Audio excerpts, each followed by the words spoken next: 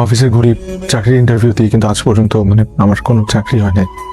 আমাকে তো তুমি সত্যটা বলতে পারতা, আমার কাছে অভিনয় করার কোনো দরকার ছিল না। কিভাবে বলবো? তোমার এই অবস্থায় যদি তোমাকে এই কথাটা বলি, তুমি যদি আপসেট হয়ে যাও। মা অসুস্থ, মা যদি জানে, মা যদি আরো অসুস্থ হয়ে যায়। এর মধ্যে জুয়ের বিয়ে কয়দিন পর, ওইটা জানতে পারলে ও যদি ডিপ্রেসড হয়ে যায়। তাই আসলে কাউকে আমি সত্যিটা বলতে পারি নাই। রাজীব, আমার ওষুধ শেষ, তোরে তো বললাম, তুই তো ভোলা মনে হয়ে গেলি কেন?